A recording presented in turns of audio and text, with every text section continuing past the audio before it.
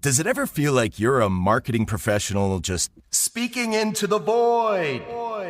Well, with LinkedIn ads, you can know you're reaching the right decision makers. You can even target buyers by job title, industry, company, seniority, skills. Wait, did I say job title yet? Get started today and see how you can avoid the void and reach the right buyers with LinkedIn ads. We'll even give you a $100 credit on your next campaign. Get started at linkedin.com/results. Terms and conditions apply.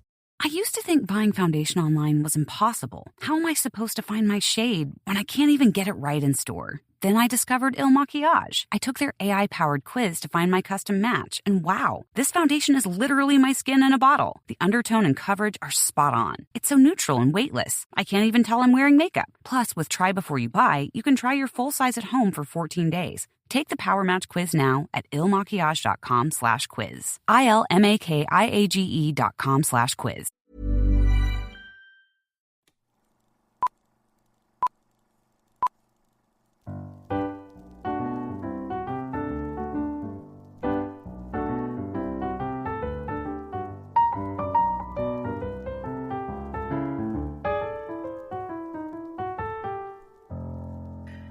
Hello and welcome to Just Films and That. We're going to discuss a film that we think is underrated, underappreciated, or we just want to talk about it. I'm Josh Hallam and I'm joined by Alice Oliver. Alice, how are you?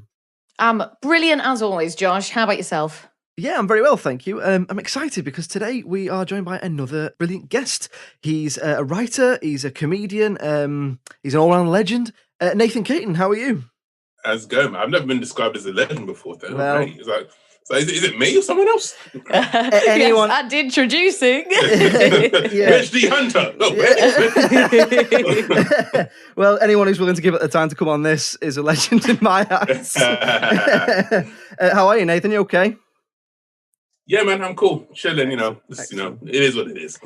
So we start with a random question, as we do every week. Alice, I'll come to you first. Beach or pool? Summer's coming up. By the beach or by the pool? So, obviously, I love the sea because it's impressive and gorgeous. And I don't mind the sand and stuff. And I've always got my factor 50 on, so I haven't got to worry too much about the sun. But I think I've mentioned this to you before, Josh. I've got an irrational fear of something grabbing me while I'm in the water, like a shark or an unidentified sea monster. I never used to have this fear. When I was a kid, I used to swim in the sea for hours and hours and hours, and it was never an issue. And then as I got older, for some reason, it became a really bad thing. And so now I can go maybe 3 feet deep, maybe 4 feet deep, and I just get terrified. And I'll see a shadow in the water and I'm like, oh, that's it, the great white is coming to kill me. Even if I'm off the coast of North Wales or something, I'm just like, nah. So it would be a pool, unfortunately, for that reason, for safety reasons. What about you, Josh? Did you ever have the irrational fear when you were a kid doing swimming lessons that there was going to be a shark in the swimming pool? Or is that just me? Yeah, I had that. Yeah, I remember thinking, yeah, that's what sheltered life I lived. That I thought some sort of great white would get into the village swimming pool. So I'd probably say pool. I don't mind the beach. I just prefer. I don't like sand. I'm like Anakin Skywalker. Gets everywhere. I'd say pool. What about you, Nathan? Well, first of all, mate, what leisure centre are you going to that could potentially have a shark in the pool, mate? A rough one. It's rough. They got to get security. They got to get security in. If there's a shark in the pool, who's on reception? Fucking hell. Okay.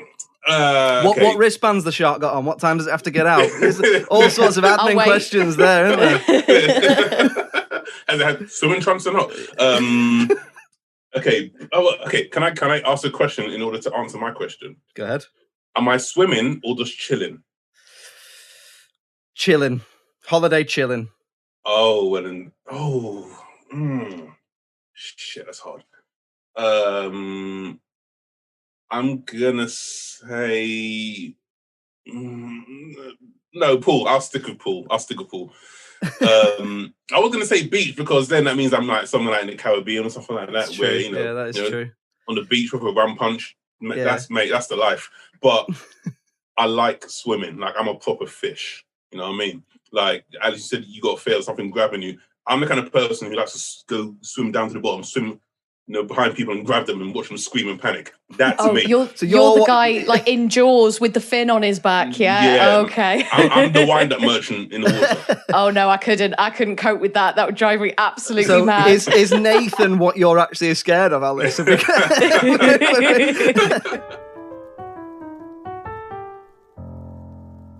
So we'll come on to talking about this week's film, which is Above the Rim from 1994, which Nathan has picked. So spoiler warning if you've not seen that.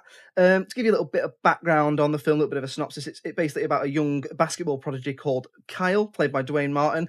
He sort of explores his ambitions to be a basketball star, along with his relationships with the people around him, his community, whilst his prospects are kind of balanced on a knife edge between becoming this massively successful basketball star or, well, not, all to do with sort of possibly him going the other way and having this sort of miserable life of crime, if you like. So, Nathan, I'm interested to know, why did you pick this one? Apart from the fact that we asked you to come on and pick a film, is it underrated? Is it underseen? Did you just want to talk about it? I feel like Above the Rim, it's underrated and underseen. In terms of basketball movies, I'm a big sports fan, and basketball is one of my favorite sports. Big up the Toronto Raptors.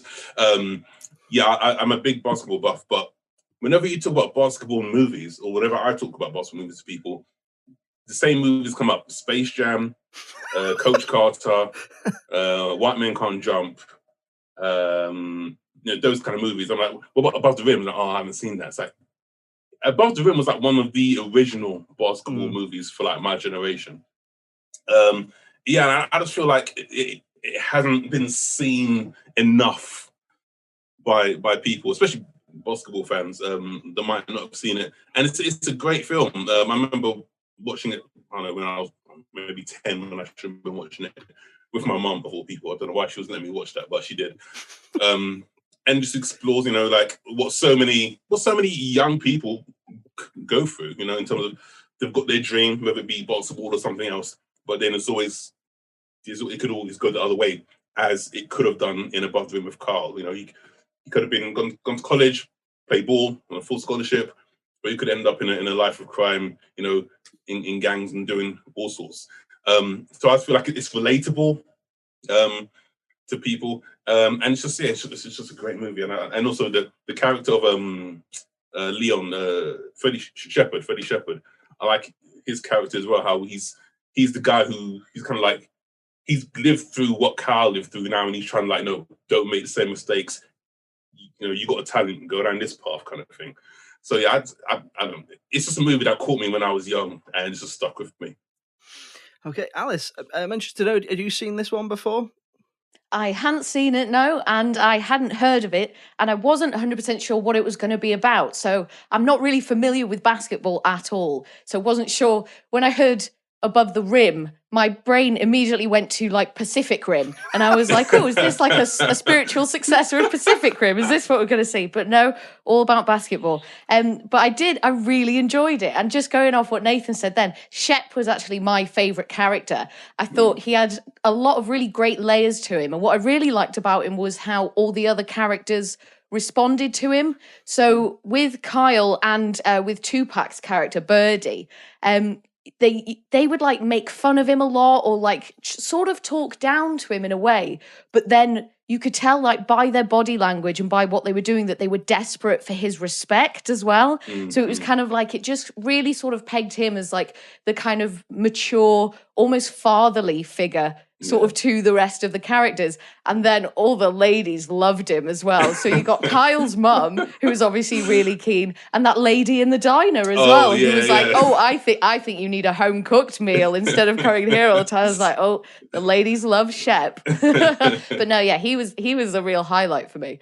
Josh, had you seen this one before? No, I hadn't seen it before. I think I got that it was about basketball from the title, but my partner who I watched it with also said the exact same thing about as you. So she said, "Oh, is it like an action fantasy like Pacific Rim?" I was like, "Not unless it's the like two things like robots playing basketball, a bit like that Hugh Jackman one where it's robots doing boxing." But no. So I hadn't seen it, but I sort of guessed what it was about. But no, I really enjoyed it. I think there's a few things I really enjoyed about it.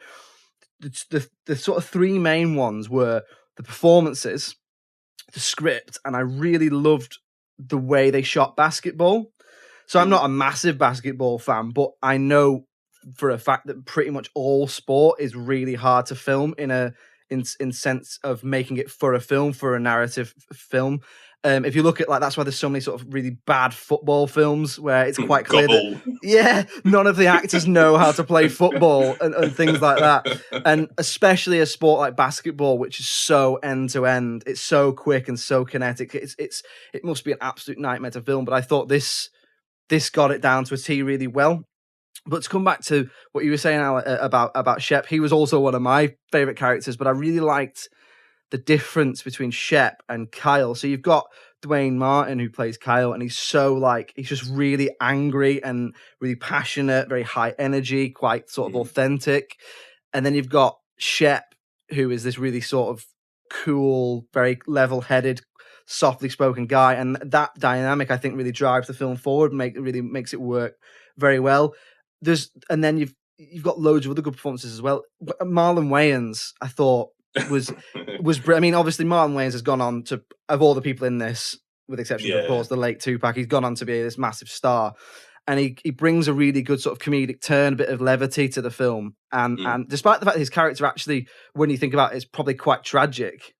Yeah, considering what happens to spoiling it. Yeah, but I really enjoyed Marlon Wayans' performance. He's very young in this. It made me think I really wish I'd seen his Robin, because he was cast as Robin and never played him for Tim Burton. I didn't know. Yeah, so apparently there exists somewhere some script pages of the 1989 Batman with Jack Nicholson and Michael Keaton, where Robin would come into it and it would be played by Marlon Wayans. Obviously, it never got made, but I would have been interested, especially seeing this, because it's, not that long after 1989, 5 years or so.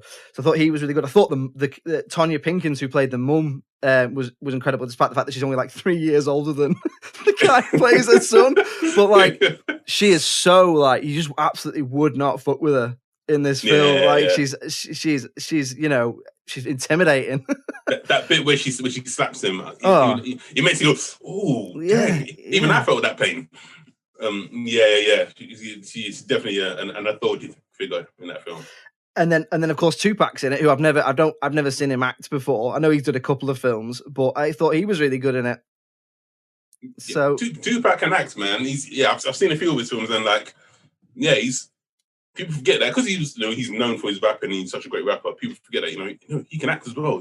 He's done movies, and he's pretty convincing as the villain of the film. It really, it kind of really got me as well that obviously he got shot at the end, given kind of what happened to him. That just kind of felt some sort of like really weird premonition or something. I know, obviously, it wasn't. This was a bit of time before, but it just kind of, it made it more impactful, I think, kind of then reflecting on sort of everything that had happened, for sure. Going back to Kyle's mum, like you said, I was a bit unsure at first if she was his mum or if they were together, because he comes down the stairs when they're at home and he sort of kisses her on the cheek and she's like, oh, are you just going to kiss me like that? And I was like, oh, are these two? And I was like, oh, no, it's his mum. But there was a great, a really great dynamic shift between them, sort of about halfway, 3/4 of the way through the film, where obviously she starts dating Shep and he's like, why were you late home last night? You're out gallivanting with this guy and all this. And she's like, how are you to talk to me? Like, all the nights you stay out and all this. And they've just got like this great little partnership. It feels like it's just been the two of them for so long. And obviously they seem to like really trust each other and to like have each other's backs and stuff. But no, I really loved those two together.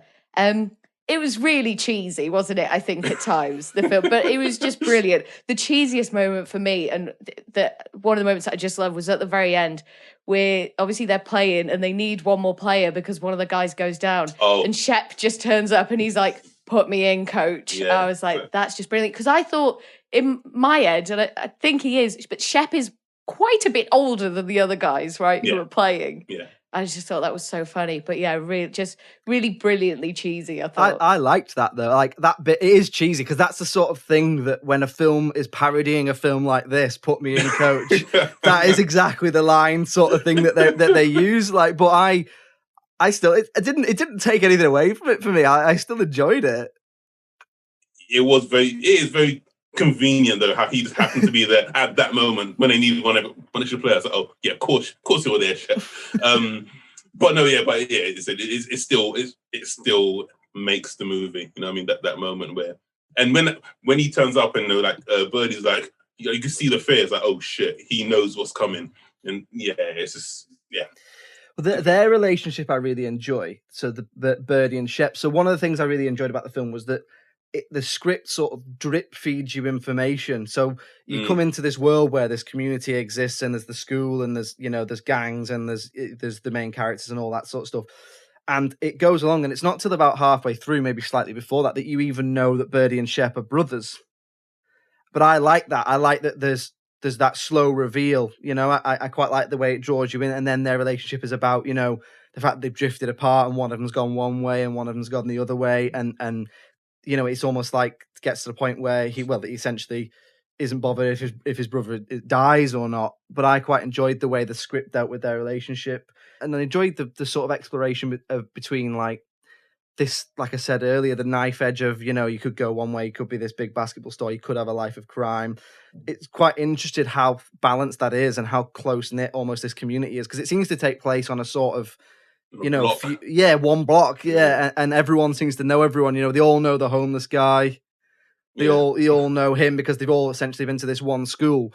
And I thought that sort of idea of this community gave the film a strength, a relatability, as I suppose, in terms of the message. Yeah, definitely, man. You get that homely community feel where, so everyone would have known who Shep was when he came back. Everyone takes the piss out of Flip. You know what I mean? Everyone knows that. Tupac, Birdie's doing his shady shit. Everyone kind of gets that. You get that feel of like, everyone knows each other's business.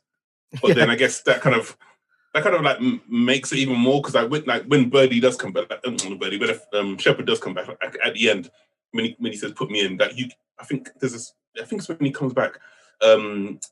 One of the commentators of the basketball games, that's Tommy Shepherd. It's like seeing a ghost. It's like everyone knows, oh shit, that's Shep. So that whole community feel, I totally get what you mean by that, bro. One of my favourite moments was just going off what you said about Birdie and Shep's relationship. So they're in the cemetery, aren't they? And Shep's gone to, because the whole reason that he's back in town is to bury his mum. You sort of get that when he's talking to the other coach, who's like, so this other coach is like desperate for him to come and coach with him. And he's like, I've come here to bury my mum. I've not come here for basketball. So he goes to the cemetery and he's kneeling by the gravestone. And keep going to call him Tupac, Birdie comes in and he stood up next to him and he starts like absolutely screaming at him and really laying into him, and he sort of goes a bit manic with it, and Shep is just kneeling on the floor and just taking it. And it's so interesting to sort of see this kind of power kind of dynamic between them, because Shep's on the floor, so he's physically smaller than him, and Birdie's above him, and he's like doing all these big gestures and being so loud and aggressive. But Shep has the power, like you can tell that, and there's just like this desperation within Birdie, like I guess for his brother to like love him and for his brother to like see him and recognize him. But I feel like Shep just feels like he feels detached from him now, doesn't he? Because he's gone down the route that he's gone down. Yeah. And obviously that's not something that he wants anything to do with. And it's just great to see that kind of turmoil between two brothers. Yeah. And then you get it again, like I think later on when they're on the basketball court and Birdie turns up, and then you look over and there's like another pair of brothers, older brother and younger brother, who are playing basketball together. And you see kind of like they're both looking and thinking, what could have been, kind of thing. How, those two brothers are so close, and yet here we are. I love that bit. Yeah. But I love that bit personally, because that kind of reminds me of me and my brother, because we're like 10, 11 years apart.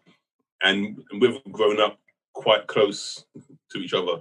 So that kind of, that message of like brotherly bonding kind of struck a chord with me. And so, yeah, that scene, I'm like, that reminds me of me and my brother straight away. Yeah, I'm not too dissimilar to yourself with my brother. I'm 9 years older than my brother. But what I loved about that scene is I wasn't sure if actually it was happening or they were almost both looking into the past. It sort of didn't explain. It didn't say, this is, they're actually just watching the two brothers who are playing, or if they were both. Because doesn't he say something like, "I never did learn how to do that, or I never did learn how to. Something to do with spreading his fingers on the ball, something like that. And it's as if they're looking into their own past, and I really enjoyed that. But no, that was another device I really enjoyed about the script, I suppose. What did you think? What in terms of basketball then? How good is this film? Like, is it? Because I've never really watched much basketball. I've seen the odd thing on TV and stuff. But how authentic is it? It's good enough. I mean, compared to some like other basketball films that you may see, or like all sports films that you see in general, where you can tell it's just so choreographed, it's awful. You know, like Goal, the football film. Which is it's like, guys, come on, just don't do it. I'd rather you just didn't do it. Just tell me what the score was rather than trying to show me. But they even get like the names of the football teams are like, I'm gonna score for Fulham, Fulham, mate, Fulham. You know what I'm saying? But yeah, for the basketball, for above the rim, it's believable. You know what I mean? It's you watch the action, and even though you know it's choreographed and stuff, because they got I can't remember which basketball player it was. They got someone to come in and choreograph it to make it look authentic, and it works. Yeah, it does. And something I like about it is that obviously I don't. Do you like basketball, Alice? I know you like some sports. Do you like basketball? I don't think I've ever seen a match. No, can't say that. No, so neither of us really follow any basketball, but it's not important to the film. No. So it's like you're not going, this is just too hard to follow this game where you put the ball in the basket. That's just taking me out of the world of the film. You know, like what all good sports films do is they take the sport and they use it as a framing device, but you don't have to. Like one of the films we've covered on this podcast before is Warrior, and I have no interest in UFC, MMA, that sort of thing, but I like that film. Where if you look at other films, like you say, bad sport in a sport film, it sticks out like a sore thumb.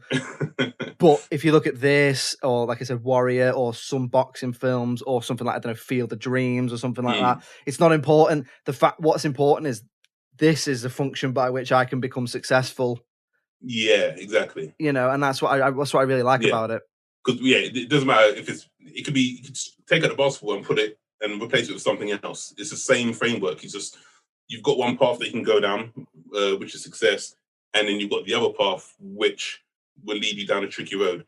And that's basically what it is. Basketball is just a thing that Carl happens to be good at. Absolutely. I love the basketball court as a location as well, and as kind of like a setting, because you're so close to one another, because it's so small, isn't it? It's not like being in a football stadium where you feel like you're just miles and miles away from the action. You can barely see the players half the time. But with basketball, it seems like the players are there and the crowd is literally like a few inches away. Like you could, feel the sweat pouring off of them. And there was such a great atmosphere in there. I thought the cheerleaders were fantastic, because I think a lot of the opening scene is just basketball being played, and you'd get just some great noises, everyone shouting, the cheerleaders going crazy, big loud music. So I love that. And then you would get like these brilliant sort of juxtaposing shots of the empty court, where it would just be Kyle there just with a ball, and you hear the echo and it just feels so empty. But yeah, I love that as a location. I just kind of loved the way it looked in general. I loved all the outfits. It was just so brilliantly 90s. Yeah, I loved all the clothes they were wearing, just some great outfits. And is it Boogaloo? Oh yeah, Marlon Wayans. Yeah. His outfits were just brilliant. I think there was one time where he was wearing these like crazy pair of green trousers, and he had one leg sort of rolled up to his knee and the other one down. And I was like, what a statement. But he was really funny. He had one line, and I wrote it down because it did make me laugh, where he said, "No disrespect, man, but your mum's got a fat ass." It's like, no disrespect. Disrespect very much taken. Yeah. Some offence taken to that, actually. No offence, but call me stepdad from now on, please. But you are right. So there's some great, massive 90s blazers in there. Yeah. Like blazers that 4 people could wear. Great.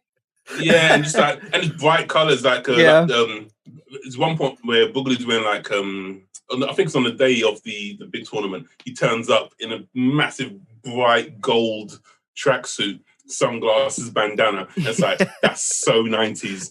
Like, imagine someone wearing that today, you'd be like, what the fuck? Have you not got mirrors in your house? But in the 90s, it works.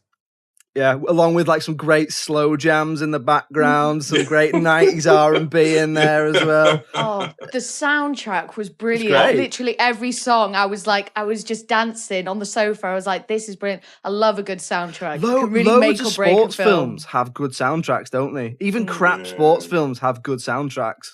It's one of those things where it's almost like there's never not a song playing. Yeah.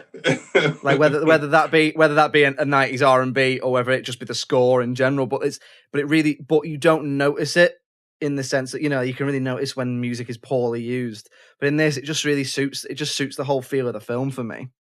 It's funny that they used a lot of Tupac songs as well. Yeah. Isn't the opening song with the breathing Tupac? Yeah. Yeah, exactly. That's what I remember from the film. Like, that's the first song that I remember from the film. So it's I can feel your pain. Share it with me. Boom, doom, doom, doom, doom. Man. Yeah, the soundtrack's wicked. But that suits the film so well because it just like the film starts and it's just like bam, started. No context. They're just playing basketball, and that's how you know what has happened to Shep. But I love that, and like you say, it goes with the song so well, and it's so the film's really tight as well. It's sort of like 95 minutes, something like that, and no minute I wasn't bored at any point. Didn't really feel like it lost any momentum. It's just like a great hour and a half entertainment. Not like if this was made now, I don't know. I've made this complaint before, like I'm sounding really old, but this would probably be like 2.5 hours or split into 2 films or. Yeah, the movies nowadays, it's like, I know, it's like, guys, you could have just done this in a much quicker time. You told me things that I don't need to know. Just get to the point. I could read The Hobbit instead of watching the 3 Hobbit films. One thing I thought was interesting as well, the guy who wrote this and I think directed it is the guy who then beforehand had created Fresh Prince of Bel-Air. Oh, Quincy. Is it Quincy Jones? Well, he's part of it, but I think Jeff, I can't remember his surname. The director had something to do with the Fresh Prince of Bel-Air. I can't remember his surname. I think he was the producer or creator of the Fresh Prince of Bel-Air. But then I thought, he must have gone on to do it. And I had no idea the Fresh Prince of Bel-Air started in 1990. I thought it was like mid-90s. Nah. Oh, yeah. I didn't realise it was that early either. Yeah, because I think it would have been in 94, 95 when Will Smith did Independence Day and he had finished Fresh Prince before then. So. Oh, wow. Oh, I guess because we did, I suppose maybe because it was American, we didn't get it over. I remember watching it on BBC Two in probably 1998 or something. We'll probably get it a bit later. Oh, yeah. I mean, now the outfits make even more sense. Yeah, you want to talk about 90s outfits? Fresh Prince of Bel-Air is the absolute pinnacle of 90s outfits. Yeah, he was the co-creator, writer, and producer of Fresh Prince of Bel-Air, Jeff Pollock. Oh. Yeah. Oh, yes. I know that name. We'll move on to things that we perhaps didn't like or we might change about the film. Is there anything for you, Alice, at all?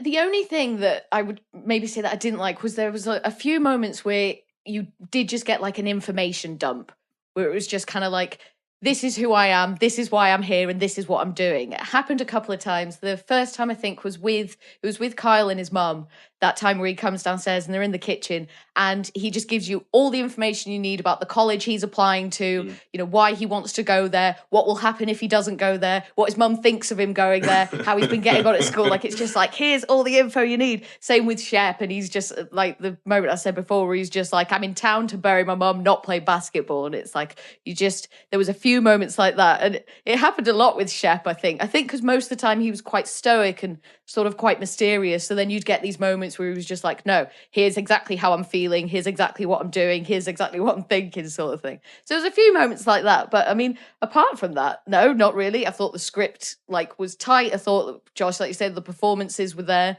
I didn't think it was really lacking in any way, and I didn't feel not entertained at any point either. Yeah. Okay. What about you, Nathan? I'm interested to see. Is there anything you ever think about you change about it, or that you don't like, or you just like, no, this is solid gold? Oh, that's a good question. What don't I like about Above the Rim? The only thing that popped into my head when I was watching it is spoiler for this bit, but when Boogaloo shoots Birdie, I thought they filmed it in that sort of way that was very of the time, where they do the slow motion. And that, for me, whether it's because it's aged poorly, because of, the fact of the matter is this is quite clearly a film that's made with not loads and loads of money. it was a little underwhelming, but I can't tell if that's just the type of filmmaking at the time, or because there was a lot of films around that time that did the slow motion. If you think of like Thelma and Louise and stuff, that just ends with a big slow motion sort of thing. It reminded me a bit of a music video, but it didn't ruin anything for me. I always try and find a balanced argument, but I didn't. That was the only thing I could think of, really. Similar to you, Alice, with the script, but it didn't take anything away from it for me. I don't know what I don't like about Above the Rim, because I've never had to think about it. I've always been able to just to sit there and enjoy it. I've never had to critique it. Now you say that holding the information load, I get it, but I don't mind it because I like the movie enough so much. One of the questions I always go to ask the guest, and I've never been able to ask it yet, is what would you do with the sequel to it, like Above the Rim 2? Oh no! Maybe just have him being a professional basketball player or something, right? No, I don't know. See, because I like Above the Rim, I'll be so scared about messing up the legacy of Above the Rim. Yeah. Maybe it's Kyle is Shep, and there's a new Kyle, there's a new younger person, and now Kyle has to mentor that kid. But is that just like a boring cycle? Yeah, but that's sometimes what they are, isn't it, I guess? Or you could have it, if he becomes this absolute massive superstar, maybe you could do a Fall from Grace type story where he's coming to the end of his career. Something like work. that. That would, yeah, see, you should be a filmmaker, mate. That works. I want to know more about Flip's story. I want to see Flip's childhood. I want to see kind of how he got to the position he's got to. Because I thought that was a bit of a dark turn, wasn't it, in the film when Birdie kills him? Like, and it felt so cowardly because he's homeless, first of all, so he's incredibly vulnerable, and he was asleep. He was asleep in his cardboard box on the street, and Birdie just goes up to him, wakes him up, and then I guess beats him to death. But then I think, is it Shep who says later that he cuts him, or slit his throat or something? Yeah. Yeah, because does he put a blade in his mouth at one point, Birdie? Yeah. Oh. he chews razor blades. Oh gosh, okay. Oh dear. Ouch. Yeah. Hard man, isn't it? Hard. But yeah, Flip's story, that would be good because I mean we get the gist of the information that Flip, Shep, they all played on the basketball team when they were Kyle's age. So it'd be good to see could you do it like a sequel, prequel kind of thing? Where flash forward, flash back. The prequel, where you see that great team and what happened to them. Maybe Flip's got a kid and Kyle's retired and he's teaching Flip's kid or something like that. I don't know. So many. But yeah, it's nice to see. That's a very young Bernie Mac. Yeah. But again, Bernie Mac is in the film as well. Yeah. It's so young as well. Marlon Wayans, Bernie Mac, Tupac. It's now that you say the names out loud, that's a decent cast. Yeah, it is.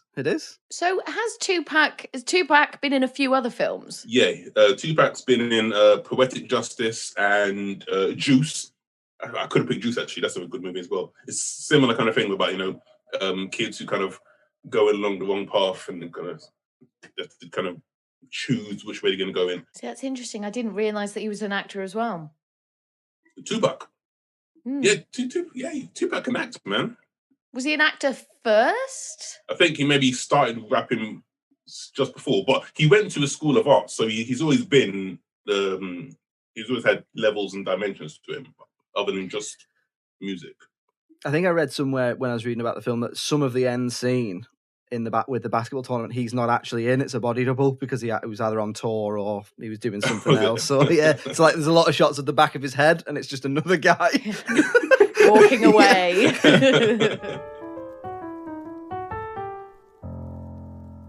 So we'll move on to talking about the critical reception of the film, and then we'll try and sort of conclude and see where we're at. So, have either of you managed to look at the critical reception, or? No, I've avoided it, Josh. Waiting for you to surprise me with it. Nathan? No, I'm scared now. So, Alice, how do you think it did with the critics? With the critics? The critics are tricky little bastards, aren't they? They sometimes surprise you. So if I was going to score it, based on, I think, how much I enjoyed it and if I would recommend it to someone, I'd probably give it like a low 7. So maybe like a 7.2, 7.3. Like it didn't sort of blow me away, but there was so much about it that I did enjoy. So I reckon low 7s. The critics, I don't know. I feel like they've either gone one way or the other. I feel like they've either gone really high or like disgracefully low. Nathan, what are you thinking? What would you give it? Would this be like a 10 for you? Not 10, but 8, 9. But I'm biased because I naturally gravitate towards sports without realizing. So that's one thing to bear in mind. Like, so, like if I say 9, like a lot of that is sports points. Sports tax, extra tax. Yeah, exactly. So you're not too far off. So right. On IMDb at time of recording, it gets 6.7. On Rotten Tomatoes, however, the critics give it 53%, but the audience give it 83%. Oh. So I think that kind of tells you everything. A, what we've already been saying, and B, what you need to know, which is, I don't know, like some critics can be cold on certain types of films. This might be one of them. I'm not too sure, but I think it's closer towards the audience score on Rotten Tomatoes, the 83%, than the others. I'd probably go slightly higher than Alice. I'd probably say about 8 for me, because I did enjoy it. I really enjoyed it, and I would recommend it to people. Do you know what the critics said? No, I didn't really. There wasn't many reviews. It was quite a hard film to find, actually. In terms of it wasn't on any streamers. It's actually, buy it. Whoa. Yeah. Who does that nowadays? Yeah. Nathan, how do you feel about that 53%? Because the critics, when we did Natural Born Killers, the critics gave that a really low score, and I was fuming. I mean, as a comedian who's done many Edinburghs and looked at many, reviews from the experts, I don't give a shit if they give it a low score. If the audience are giving it 82%, the people have spoken, as far as I'm concerned. I think you're right. I think we can call this one underrated and underseen. What do you reckon, Alice?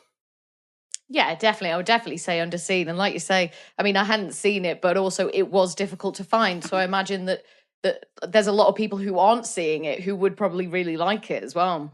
If you like sports, then if you like basketball, definitely, mate. Nathan, thanks very much for coming on. Is there anything we need to look out for? Yeah, I'm always up to bits and pieces, always producing content. You follow me on social media. Instagram is Nathan.Caton, Twitter, Nathan Caton, Facebook, Nathan Caton, TikTok for some reason, even though I'm too old for that shit. Nathan Caton comedian. Yeah, and I'll put updates and stuff for my work on my social media. So follow me on social media and you'll find out about me. Have you found that you've been able to do anything during lockdown, like stand-up wise, sort of with the comedy? Have you been writing? Have you been doing like online stuff? Yeah, I'm keeping busy. I mean, I'm doing online gigs via Zoom, which is different, but it's fun. I'm enjoying it and adapting. It's like a different skill set to live comedy, but it's cool. Producing like this online stuff on my social media and on YouTube as well. youtube.com/Caton. And then a podcast. I do a podcast called Give Me Some Good News, which is just I focus on good stuff in the world as opposed to the doom and gloom. A podcast called An Englishman, an Irishman, and a Scot, where 3 guys get together and we just shoot the breeze and talk. And then I've got a basketball podcast that's coming out soon with NBA fans UK. NBA UK fans. So yeah, check that out as well. Exciting. You're busy, eh? Can I just ask, so when you're doing a Zoom stand-up gig, do you get everyone is everyone on mute, or do you get them to unmute themselves so they can laugh and you can hear them laughing? Well, the comedy club or the promoter, they'll get like a front row who are the people who have their mics turned off so you can hear them laughing. Okay. I was going to say, that must be weird if they were being silent and you're like, you sit to the punchline and it just... Yeah, well, the first few Zoom gigs, I don't think that people hadn't worked out how to work all that stuff right. So the first few gigs I'd done on Zoom, it was just talking to silence. You could, people didn't have their cameras on, they had the mics off, you just perform into like a black hole to avoid. And it's a very fine line between a gig and just a personal meltdown. Because you're talking to silence, not knowing if you're funny or not, and it just felt like this is so soul destroying. I did stand up for a bit, and a lot of my real gigs were like that. Staring into the void.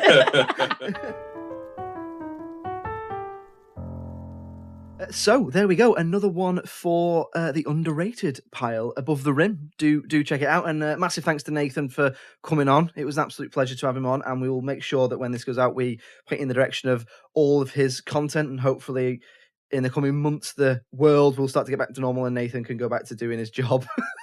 Yes, stand up in front of a live audience. If you want to get in touch with us, if you've got a film you want us to do, then please do give us an email. It's filmsandthatpod@gmail.com. We're on Twitter @films_that and Facebook and Instagram @filmsandthatpod. Please do get in touch and let us know if there's anything you want us to talk about, if you've got any random questions for the beginning, if you've got a film that you want us to do, all that stuff. Alice Oliver, thank you very much for joining me as ever.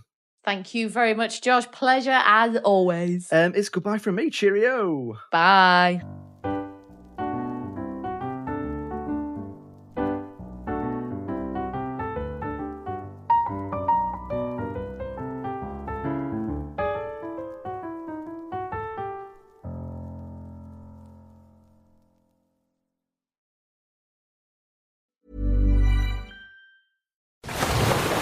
Brace the rudders! Raise the sails! Raise the sails! Captain, an unidentified ship is approaching. Over. Roger. Wait, is that an enterprise sales solution? Reach sales professionals, not professional sailors. With LinkedIn ads, you can target the right people by industry, job title, and more. We'll even give you a $100 credit on your next campaign. Get started today at linkedin.com/results. Terms and conditions apply.